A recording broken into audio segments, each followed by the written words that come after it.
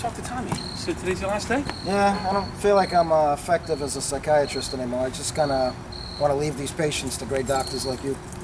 Well, listen, man, keep your head up. You're going to land back on your feet, and you never know when the world's going to call on you again. I know that much. You never know. You take care of yourself. Yeah, you too. Thanks, you man. too. You never know.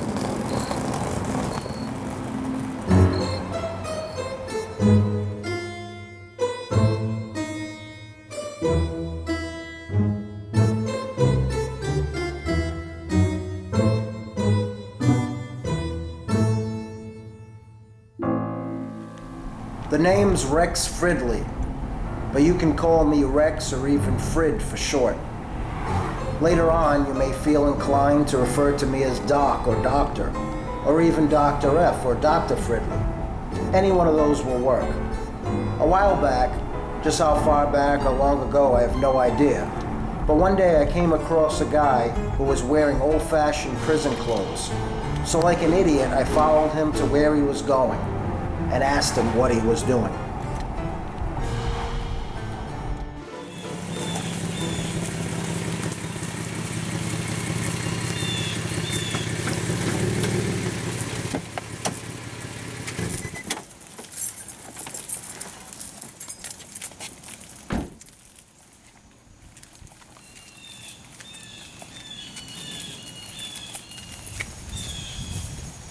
Hey!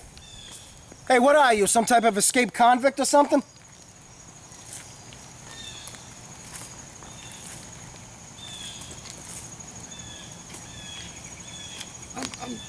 I'm so sorry. I'm sorry for what's gonna happen to you.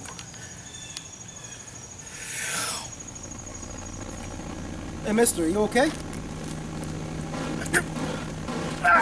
Hey! Hey, what are you doing to me?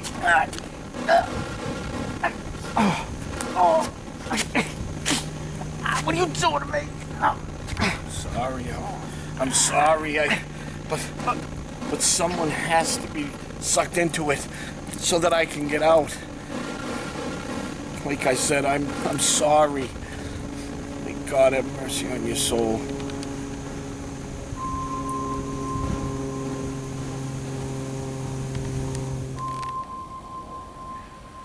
Strangely enough, after I ran into the guy in the prison clothes, I wound up in a prison of sorts for dreamers myself.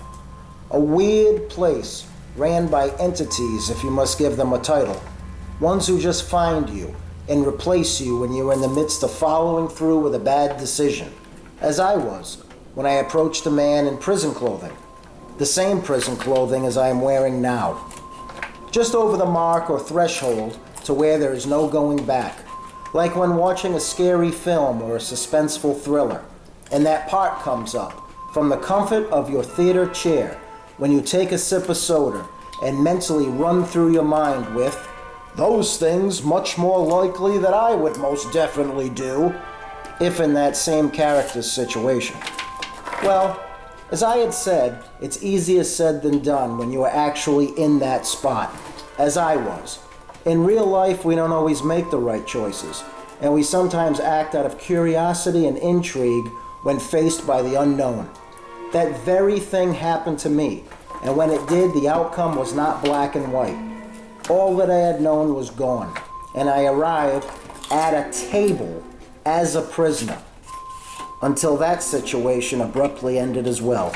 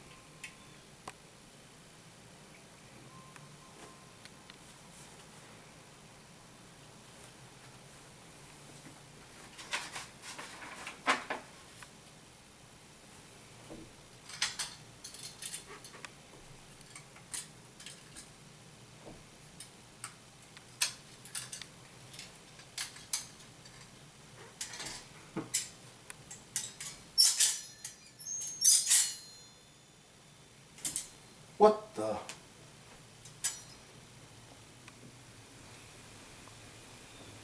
You have a lot of appointments today, Mr. Rex Fridley. They're all over the place, too, so don't be late.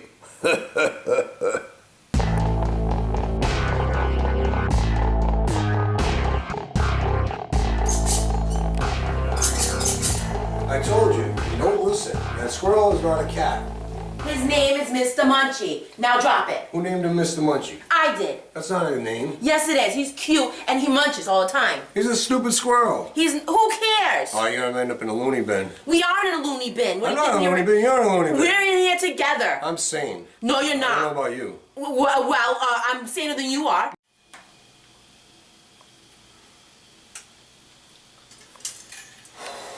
So, Mr. and Mrs. Rustcut, Rolston and Raylene, if I have the names correct. What would you like to discuss today? And do you normally prefer meeting here in a laundry room?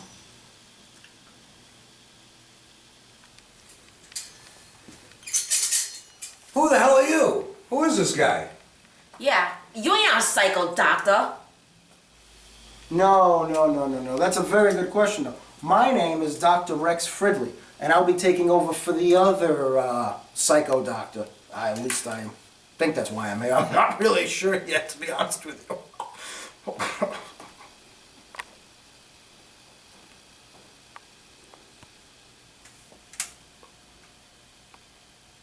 Taking over?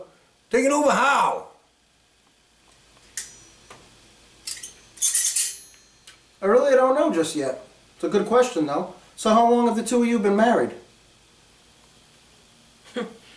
Married? We're brother and sister.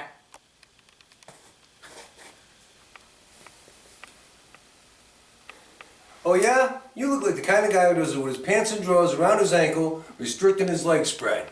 Right? Am I right? Here's a little bit of advice for you, Doc. Maybe you should lose the pants, lose the drawers, keep your sneakers on.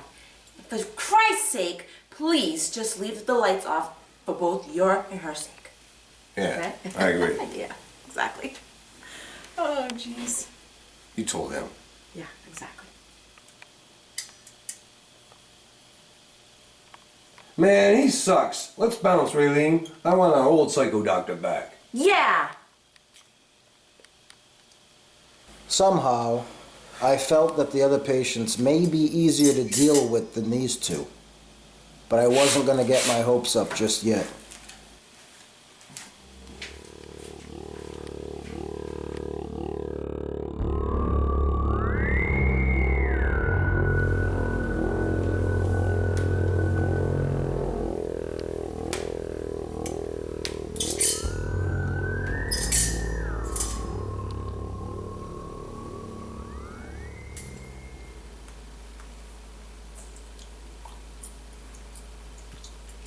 Oh my god, I love your friggin' glasses. The rest of you, I think you gotta change. It's not a good style.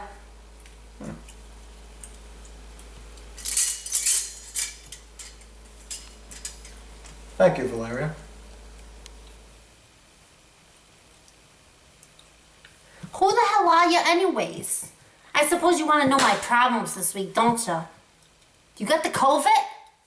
If you got the COVID, you better stay far, far away. No, Valeria, no, I don't have the COVID.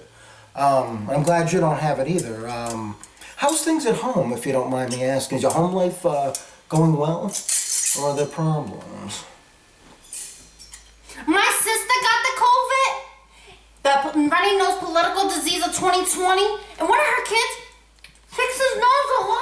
Not to cut you off, Valeria. Does she have children with multiple men?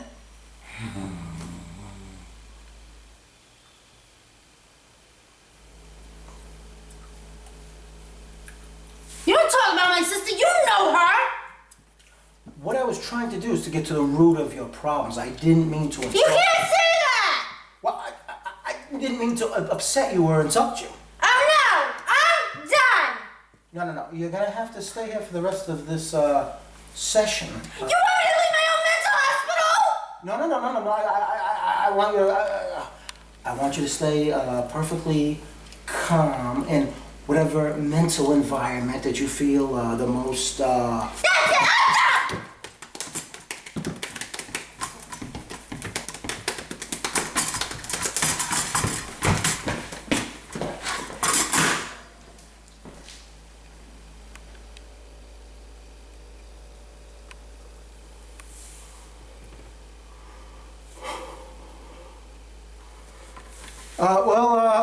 I'll see you at next week's session.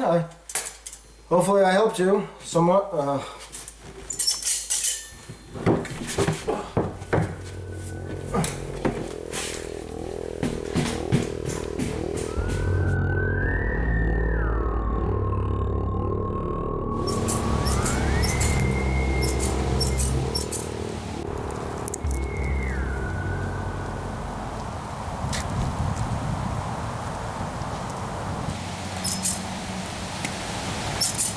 Hello. Hello. My name is Pierce M. Westhill the Ninth, and you are? My name is Dr. Rex Fridley. I am your psychiatrist for this session. Very nice to meet you. The Ninth, huh? Yes. I had no pants on in the window, you see. And the authorities, they arrested me promptly.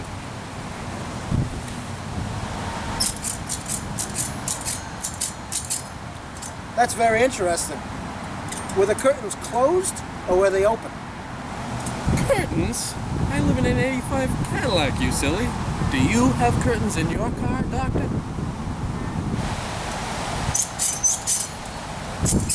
Pierce, let me ask you this. Do you still live in an 85 Cadillac now?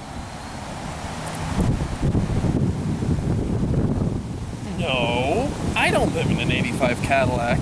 I live in the state mental hospital.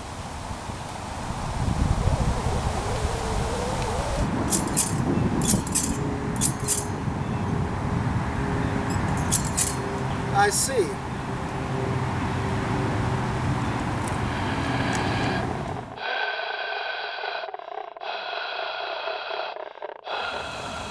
Hello, Billy, or would you like to be called Bill? What would you rather be called?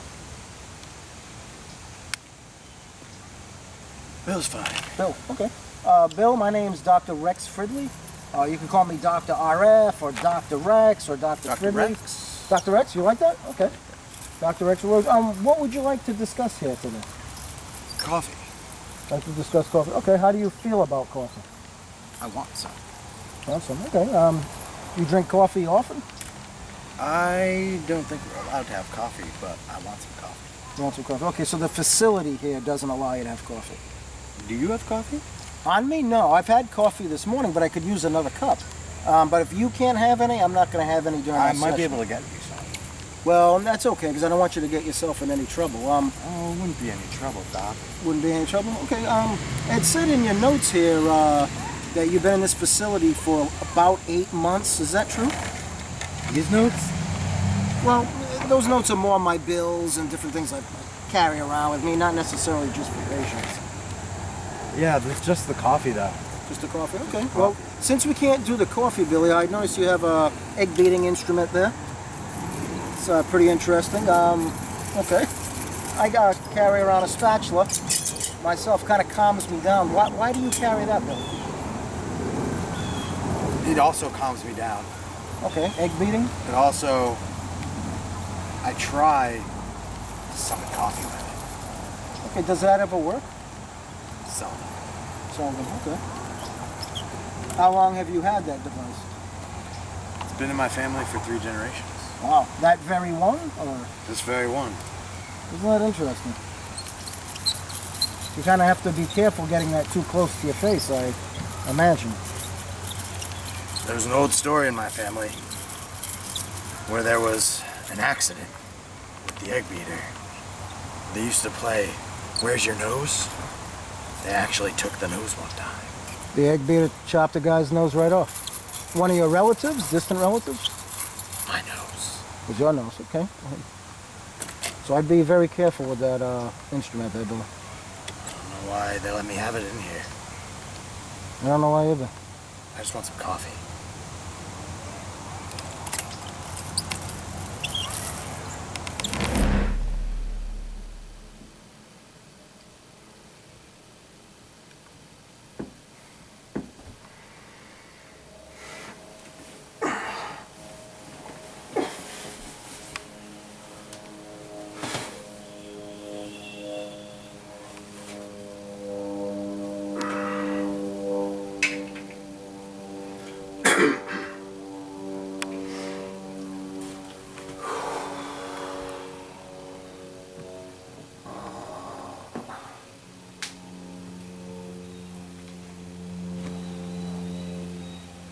Good luck with this next one, Doctor. He's a bit out of this world. You can handle it, Doc. Or hell, maybe you can't.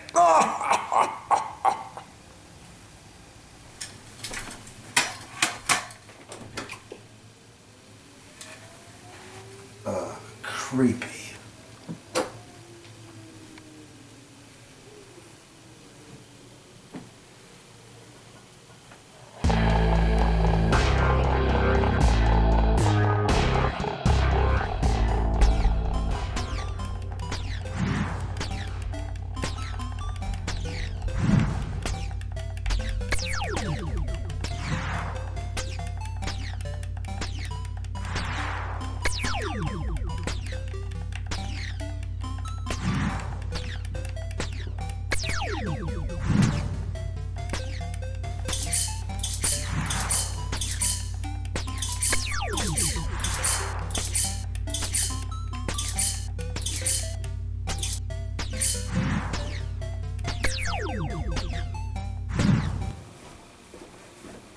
The mental patient named Buds Trimmer had left me speechless with his obsession over a space video game, and not to mention his out-of-this-world astronaut attire.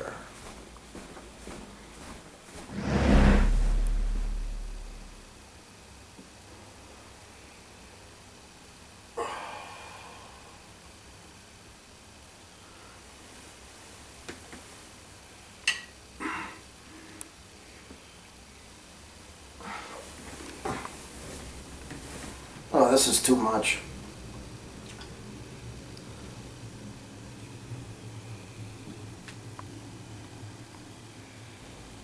Seems like there was a lot of space between the two of you. Yeah, I have to agree.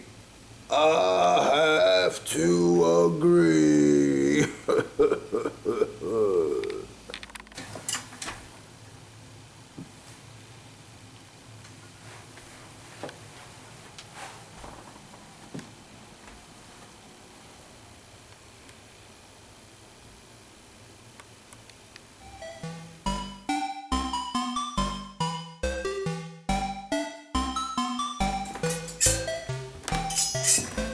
Hey, Doc. Yes. Bud's over here. Won't leave the house. There's no atmosphere out there. Kind of like out of space. So, how have you been since our last session? I've been okay. So, you two are friends? You two know one another? Yeah, we're friends. Do you live here? Yeah, this is my house. We're roommates. I thought you lived in an 85 Cadillac. I live here too. And you live in the state mental institution. Right. So you live in all three places. And what is he, a roommate? Does he rent? Or Yeah, he rents from me. He rents from you, huh? It says here on your record, young man, that you used to squirt the butter into the potato at your job. Are you still in that kind of work today? Hey, Doc. You're distracting me. Coming in here looking like a nerd. I'm on level 17. I'm trying to get past this game. Don't you understand?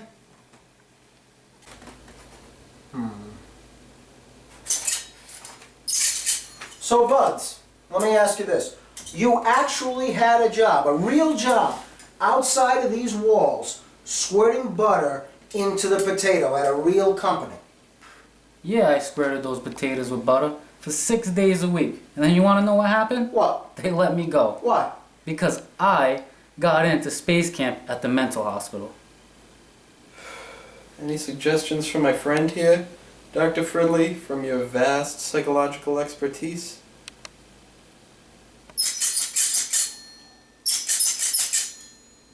Yes, to answer your question, and I want you to take this compass.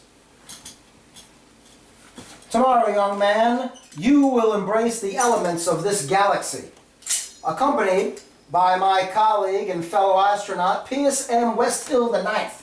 You will embrace danger, you will embrace misery, and you will lift that visor and remove that helmet out there.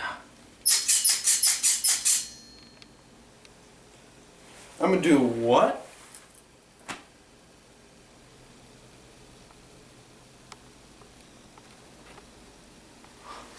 Can you believe it, Doc?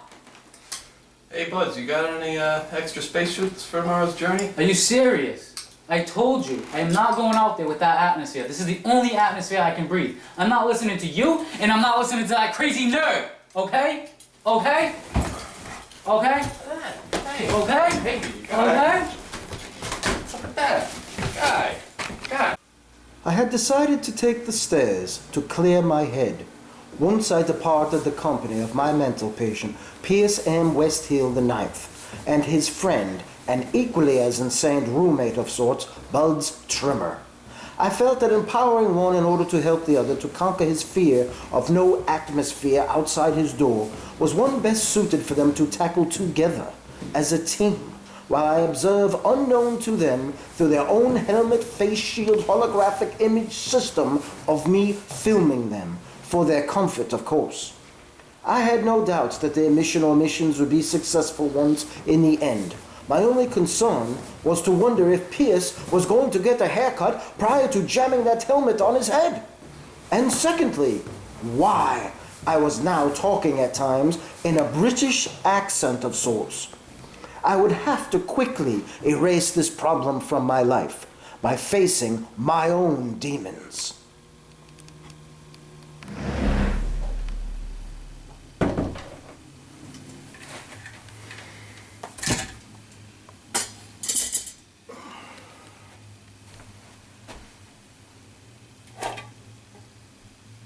If I have to stay here, I'm going to stay here, but without the ridicule from the two of you. I don't need it. I'm sick of it, and it ends today.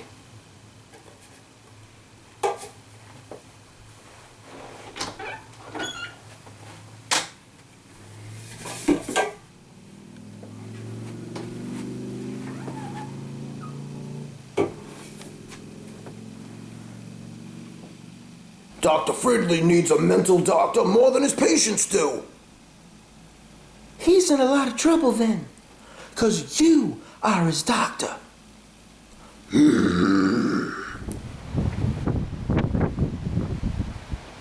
Listen, I need you to listen to me. I need you to trust me. You can lift your visor. There is an atmosphere here. See?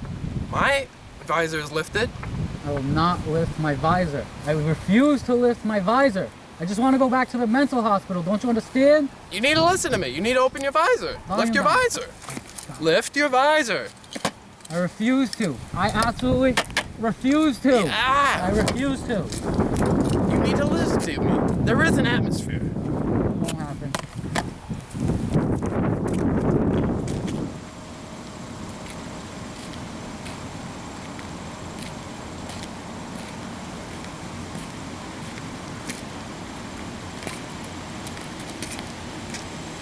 Stop.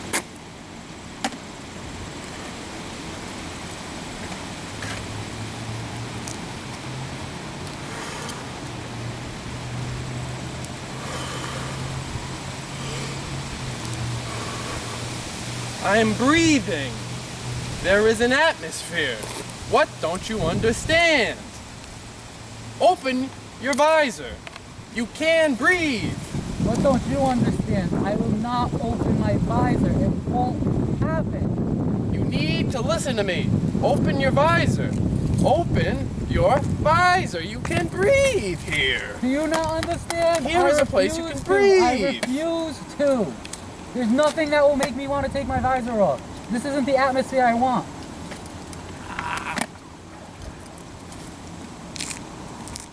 I don't even care.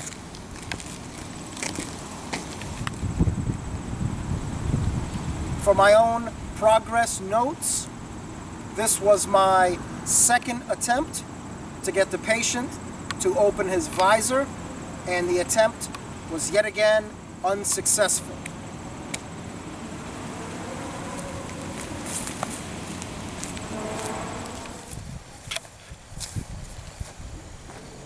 I'm tired.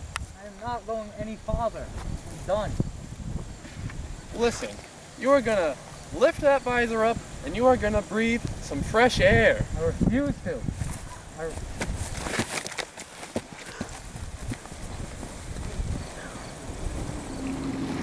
Listen, I need you to lift that visor so you can feel the fresh ocean breeze on your face.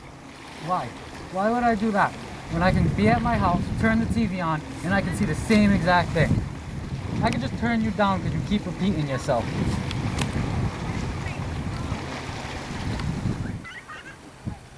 Attempt number 4 for the patient named Buds from the state mental hospital was unsuccessful.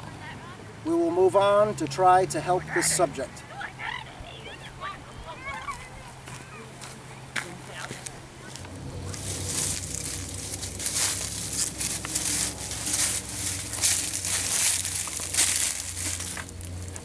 Listen, we're in the mountains now. There's no people here. There's an atmosphere. I can breathe.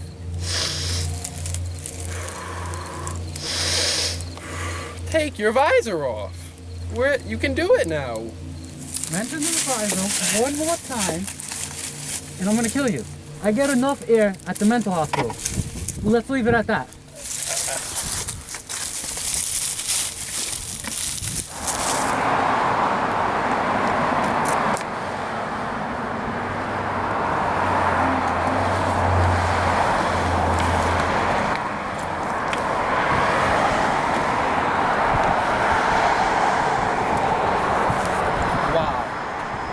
I haven't had a wiener in 2, maybe 3 years. I think I'm about to go get one. Huh. I could use a couple wieners myself. I'll meet you in there. Dr. Fridley, are you there? This is Pierce. Not only was I able to get him to take his visor off, he took his whole helmet off.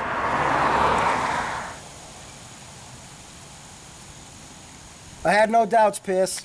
You and Buds are going to do great things. But just one thing. You guys take care of each other, and please, don't get in trouble getting dressed in an '85 Cadillac again. Take care of yourselves.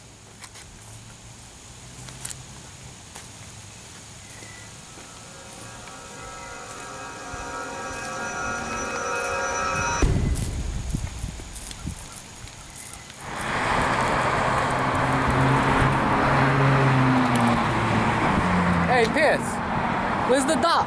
I thought he was filming this. I don't know where he is. I'm trying to get a hold of him. Dr. F. Dr. F, can you hear me? Dr. F, am I ever going to see you again? Dr. F. Dr. F, can you hear me? I can't hear you.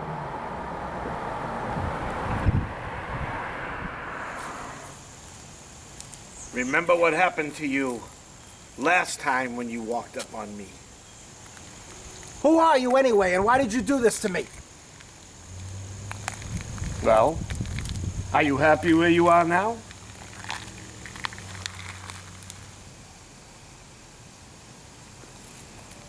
Well, I never thought of it that way, so the answer is yeah. Yeah, I am happy again because I'm helping people again, so yeah, I'm making a difference, so yeah, I am happy.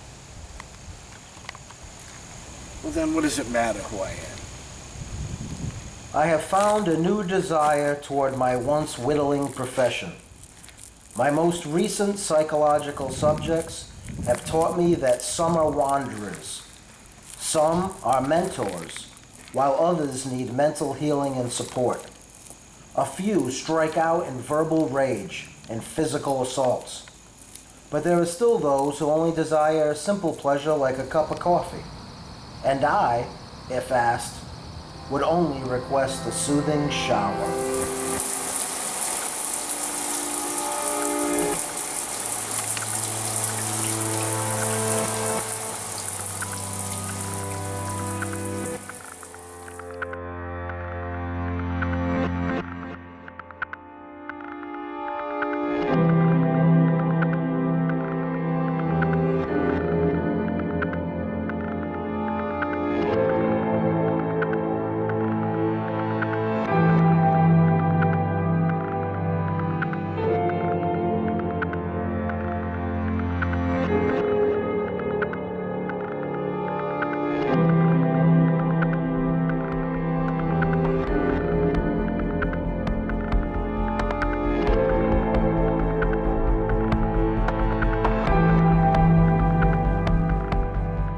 I don't feel like I'm effective anymore as a psychiatrist, man. I kind of just want to leave the gig to great doctors like you.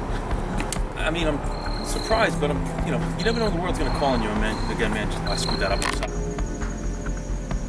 Hey, mister. What's the matter with you? What do you... Oh, that's only my...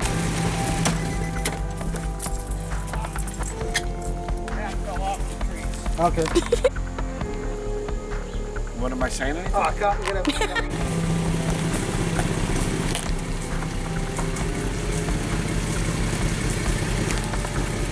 Cut, I hit the winch. So, Rolston and Raylene Rustcut, is that the way you say your names? Oh, that's wrong, cut. That's terrible. Who are you? Yeah, you ain't a psycho doctor. What are we doing here? I looked at the camera. You look at the camera. Cut.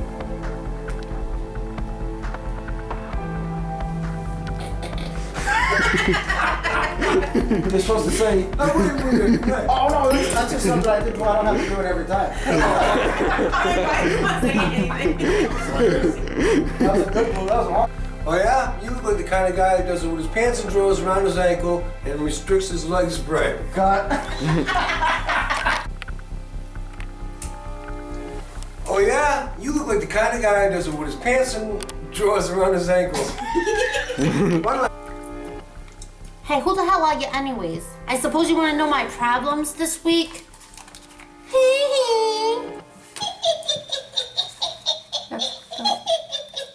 Cut. My name is Dr. Rex Fridley. I'll be your psychiatrist for your session. Nah, messed up. Already.